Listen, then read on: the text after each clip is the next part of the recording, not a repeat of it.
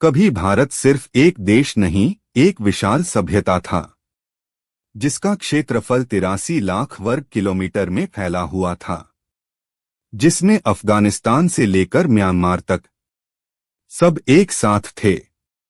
यही था अविभाजित भारत का स्वप्न।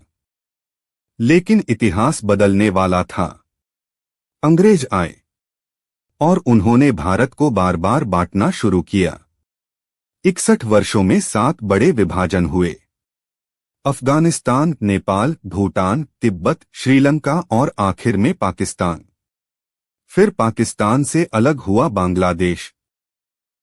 आज जिसे हम श्रीलंका कहते हैं, उसका नाम कभी सिंहलद्वीप था। यही वह भूमि है जहां सम्राट अशोक के पुत्र महेंद्र और पुत्री संघमित्रा बौद्ध धर्म के प्रसार के लिए आए थे। महेंद्र और संघमित्रा ने समुद्र के रास्ते यात्रा की और पूरे द्वीप में शांति और करुणा का संदेश फैलाया। यह वह समय था जब भारत का सांस्कृतिक प्रभाव चरम पर था। अफगानिस्तान, जहां कभी गांधारी और शकुनी का राजवंश था। महाभारत में वर्णित वही गंधार देश जिसका इतिहास भारत से गहराई से जुड़ा हुआ है। यह संबंध मुगल काल तक जारी रहा। शाहजहां के समय भी गंधार और भारत का सांस्कृतिक जुड़ाव स्पष्ट दिखता है। म्यांमार, जिसे कभी ब्रह्मदेश कहा जाता था, यह भूमि भी भारत की आध्यात्मिक विरासत का हिस्सा रही, जहां शिव और बुद्ध दोनों की उपासना की जाती थी। नेपाल का पुराना नाम था देवघर। अशोक के समय यह भारत के प्रभाव क्षेत्र में शामिल था। यही वह भूमि है जहां बुद्ध का जन्म हुआ और जहां सीता माता ने जन्म लिया। लुम्बिनी, बुद्ध की जन्मभूमि। जनकपुर, मातृ सीता का पावन नगर। भारत और नेपाल का रिश्ता सिर्फ सीमाओं का नहीं, संस्कृतियों का है। थाईलैंड, जिसे कभी श्याम कहा जाता था, इसके प्राचीन नगरों के नाम आज भी बताते हैं कि यह भूमि भारतीय संस्कृति से कितनी प्रभावित रही। अयोध्या, श्रीविजय और अनेक शिव मंदिर आज भी इसका प्रमाण हैं। कंबोडिया का पुराना नाम था कंबोजा, जहां भारतीय राजवंशों ने शासन किया।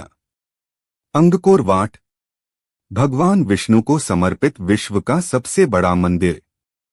यहां रामायण और महाभारत की कथाएं पत्थरों पर जीवित हैं। अंगकोर वाट सिर्फ एक मंदिर नहीं, एक सभ्यता है। सूर्यवर्मन द्वितीय द्वारा निर्मित यह धरोहर भारत और दक्षिण पूर्व एशिया के गहरे संबंधों का प्रतीक है। मलेशिया का पुराना नाम था मलय देश, पर्वतों की भूमि। यहां ब्रह्मी लिपि, संस्कृत भाषा और देवी दुर्गा गणपति की पूजा आज भी इतिहास की मिट्टी में दर्ज है। इंडोनेशिया, जिसे पुराणों में दीपंतर भारत कहा गया है, यहां के राजा भारतीय संस्कृति से प्रभावित थे। आज भी गरुड़ एयरलाइंस, धर्म पुलिस अकादमी, चरक भवन, इन सब नामों में भारत की छाप दिखाई देती है। इंडोनेशिया आधुनिक है, लेकिन अपनी जड़ों को नहीं भूला। सरकारी भवनों, एयरलाइंस और संस्थानों के नामों में संस्कृत आज भी सम्मान के साथ जीवित है। तिब्बत, जिसे कभी त्रिविष्ठम कहा जाता था, 1907 के समझौते ने इसे 2 हिस्सों में बांट दिया। यह विभाजन भी भारत के इतिहास से जुड़ा एक अध्याय है।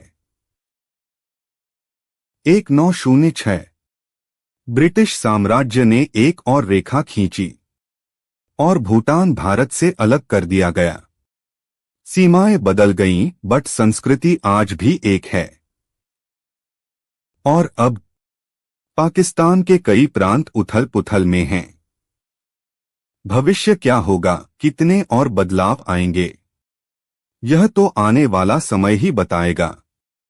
लेकिन इतिहास एक बात साफ कहता है, भारत कभी सिर्फ एक भूमि नहीं, एक विचार था, और विचार कभी मिटते नहीं।